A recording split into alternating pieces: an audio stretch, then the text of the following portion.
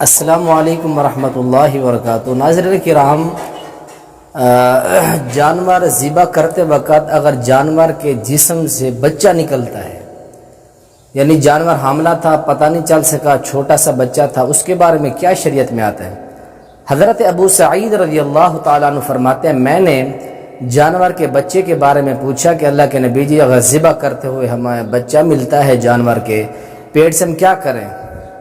آپ نے فرمایا اگر کھانا چاہتے ہو تو اس کو کھا لو۔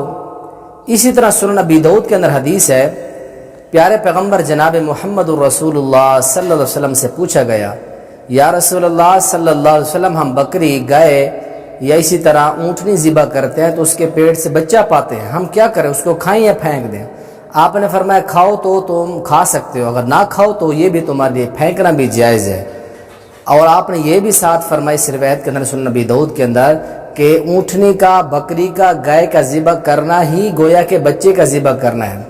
پیٹ سے برآمد ہونے والا جو بچہ ہے، آپ اس کو ذبح کیے بغیر بھی اس کو جو ہے کاٹ کر کھا بھی سکتے ہیں، کیونکہ جب گائے کا، بکری کا، اونٹنی کا ذبح ہو جانا گویا کہ اس بچے کا بھی ذبح ہو جانا ہی ہے، تو اس لیے آپ اس بچے کو کھا بھی سکتے ہیں اور اس بچے کو آپ پھینک بھی سکتے ہیں۔ سنن ابی داؤد کے اندر صحیح درجے کی روایت ہے۔ اللہ تعالی ہمیں عمل کی توفیق نصیب فرمائے۔